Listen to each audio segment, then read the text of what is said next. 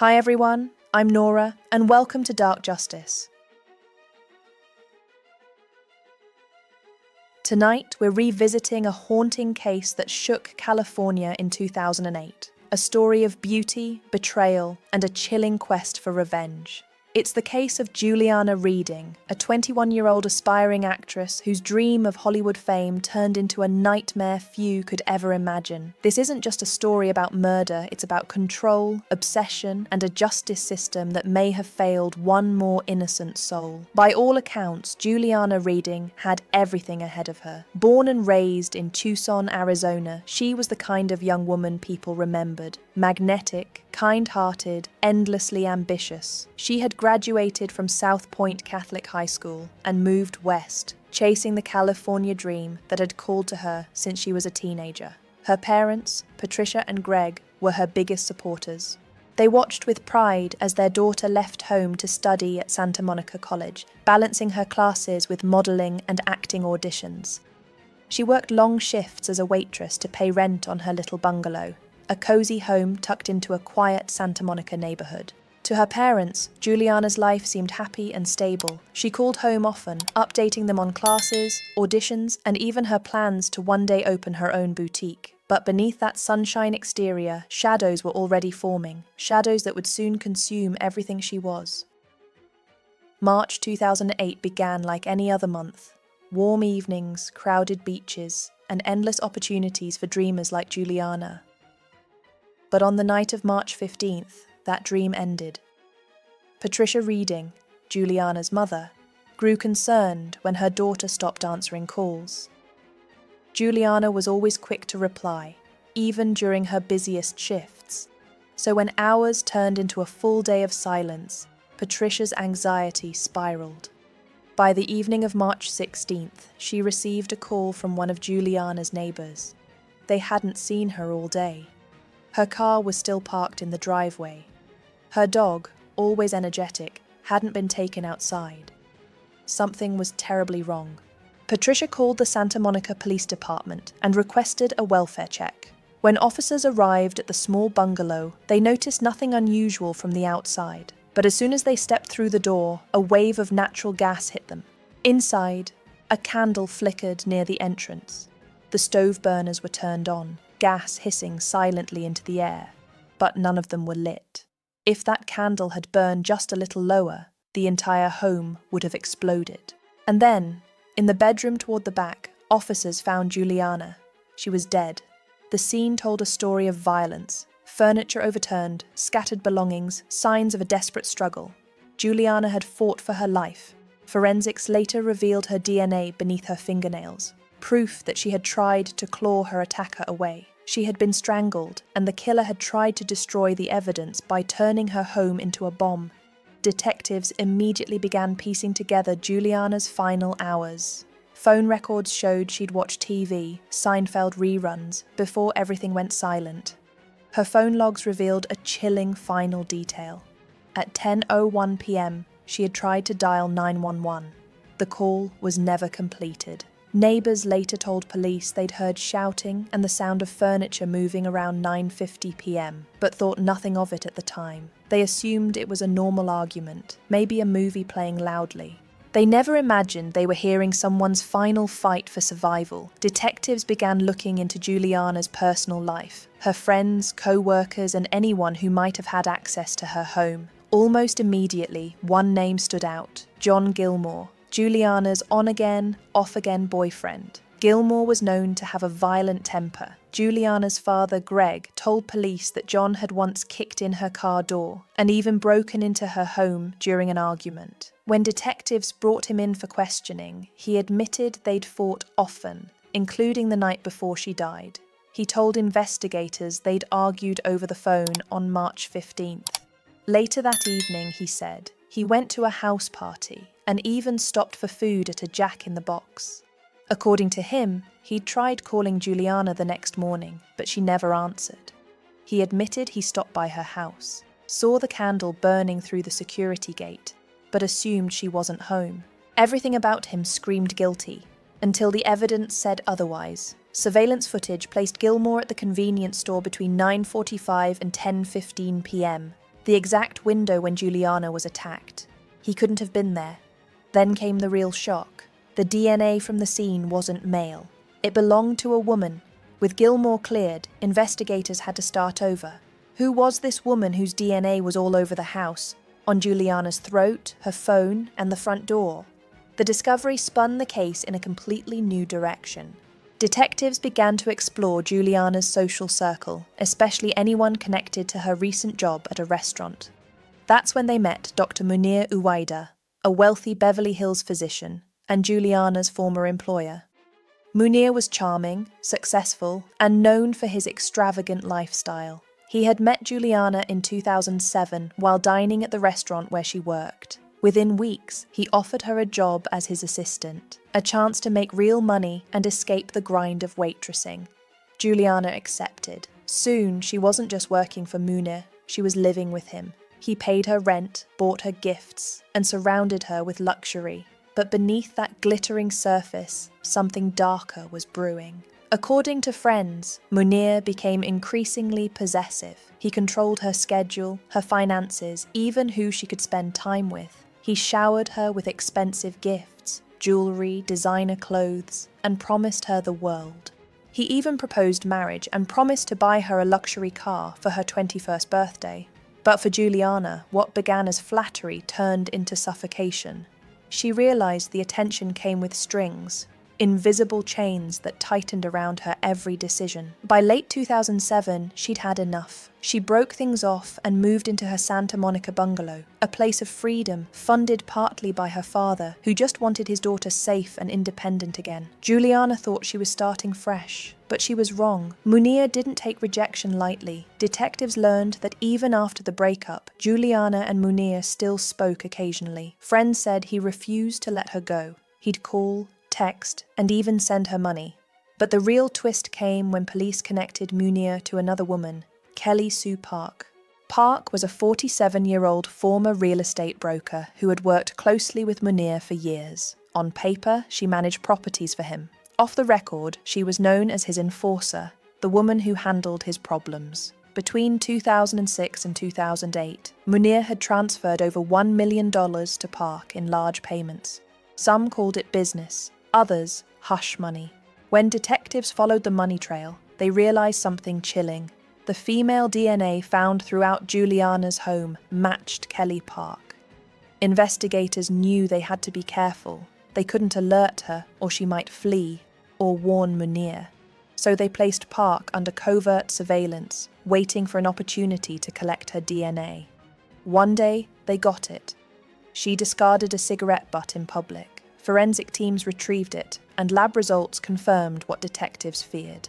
Her DNA was an exact match to the samples found on Juliana's throat, her clothing, and the door handles of her bungalow. It was undeniable. Soo Park had been inside Juliana's home the night she was killed. In 2010, Park was arrested and charged with first-degree murder. As for Munir, he was already gone, having fled the United States days before her arrest. He was believed to be hiding in Lebanon, a country with no extradition treaty with the US prosecutors, described a chilling motive. Munir, enraged by Juliana's rejection and the collapse of a business deal with her father, allegedly sent Kelly Park to teach her a lesson. They believed that what started as intimidation spiraled into murder. Inside the courtroom, Park appeared calm, poised even. Prosecutors painted her as a professional intimidator, tall, confident, nearly 6 feet in height, and physically capable of overpowering Juliana. Her DNA wasn't just on Juliana's skin, it was on her throat. The case seemed open and shut. But Park's defense team had other plans. They claimed she'd never even met Juliana, that her DNA had been transferred indirectly, through objects, through Munir, through coincidence. They argued she was being framed by association. The defense even proposed that Juliana's murder could have been the result of secondary DNA transfer, that Kelly's genetic material might have ended up in the bungalow through something as innocent as a shared towel once used in Munir's home. It was a weak theory, but it planted doubt. In 2013, after a long, emotional trial, the jury shocked everyone. Despite the mountain of evidence, the DNA, the financial links, the motive, Kelly Soo Park was found not guilty. As she walked free, Juliana's family wept. Her mother, Patricia, cried out in disbelief as Park left the courtroom without looking back. To them, the system hadn't just failed, it had erased their daughter all over again. Munir, still in Lebanon, was never charged. And with no extradition treaty, there was nothing US authorities could do. For the Readings, justice was no longer a hope. It was a ghost. Over the next few years, new revelations surfaced that made the injustice even harder to bear. In 2015, Munir was briefly arrested in Germany for medical fraud, accused of letting unqualified assistants perform surgeries. Among those implicated, Kelly Soo Park. The charges allege they defrauded insurance companies of over $150 million. Park was arrested again and then released on a $1.5 million bond. Both vanished soon after. Juliana's mother, Patricia Reading, found her way back to breathing through art. In the quiet of her daughter's room, walls still lined with photos, sketches, and movie posters Juliana once hung with such hope. Patricia began to paint. She never planned to. The brushes had gathered dust for years, forgotten somewhere between grief and survival. But one evening, she picked them up again, and when she did, something in the silence shifted. Each brushstroke became a conversation, a wordless dialogue between mother and daughter. The soft strokes of colour on canvas seemed to bridge the impossible distance between life and death. Patricia often said that painting was her way of keeping Juliana alive, even if only for a few fleeting hours. "When I paint," she once whispered in an interview, "it feels like she's standing just behind me, watching." In that small, frozen bedroom, the one that used to echo with Juliana's music and perfume, Patricia learned, painfully, to exist again. The scent of oil paint replaced the sterile mix of hospital antiseptic and courtroom coffee that had haunted her since 2008. The soft tick of the wall clock stopped marking time lost and began marking time remembered. Each minute spent painting became a promise to her daughter. "I'm still here. You still matter." Sometimes Patricia painted until sunrise. She'd mix blues for the ocean Juliana loved, then switch to golds because that was her laugh, she'd say. The canvases weren't meant to sell, they were meant to breathe. Every brushstroke was a conversation, a way to speak without breaking down. Her husband, Greg Reading, chose another kind of survival. He buried himself in work. Long hours under fluorescent lights, the quiet rhythm of prescriptions and ledgers. Order soothed him. Numbers didn't lie or vanish overnight. But no amount of spreadsheets could erase the sound of that call from the police, the one that fractured everything he understood about safety, about fairness, about God. And their son, Patrick, grew up learning what loss meant before he learned how to spell it. He was too young to grasp words like homicide and trial, yet old enough to feel the way laughter changed in their house. Holidays turned hollow. Family photos looked wrong, as if the air itself knew someone was missing. There was always one empty chair, one stocking left in a box that no one dared hang again. 15 years have passed, and the Readings still live with the gravity of a story that refuses to end. Time hasn't healed. It has calcified, layer by layer, into something unyielding and cold. Munir Uwaida, the man investigators believe orchestrated Juliana's death, remains in Lebanon, insulated by wealth, politics, and distance, protected by a system that refuses to send him back to the country where Juliana took her final breath. Kelly Soo Park, the woman once accused of carrying out the killing, walks free. Her location is uncertain. Some whisper she left the States, others that she lives quietly in Southern California under another name. For the Readings, rumor is all they have left. Between those two truths, the family waits for accountability, for peace, for any sign that the world still cares. But closure. Closure is a myth. It's a word people offer when the silence makes them uncomfortable. For the readings, closure never came. What arrived instead was stillness, the kind that presses against the chest until breathing feels optional. It's not the silence of an unsolved case, it's the silence that seeps into daily life. The pause before Patricia answers a stranger who asks, "How many children do you have?" The empty chair that no one sits in during Sunday dinner. The voicemail box still holding Juliana's old greeting, saved and replayed on nights when sleep feels impossible. The tragedy isn't just that Juliana was killed, it's that her story became another headline, another cold case number filed away in some government cabinet. The rest of the world moved on. The readings did not. They are still living in March 2008, a loop of disbelief that won't release them. Juliana was 21. She had dreams stacked higher than her age, to open a boutique, to design clothes with colour instead of chaos, to travel and collect stories instead of scars. She wanted to fall in love for real, without fear, without strings. But dreams like that don't survive greed, or pride, or control. Together, those three forces have taken more lives than any weapon ever manufactured, because evil doesn't always announce itself. It doesn't always wear a mask or hide in alleys. Sometimes it smiles politely across a dinner table. Sometimes it signs your paycheck. Sometimes it wears a doctor's coat and calls its cruelty care. It stands beside you, promising safety, while quietly plotting destruction. For Patricia, that truth lives in every painting she finishes. Each new canvas is half confession, half resurrection. She paints Juliana not as a victim, but as light, dancing, laughing, stubbornly alive. "If I keep her colours bright enough," Patricia once said, "the darkness can't take her."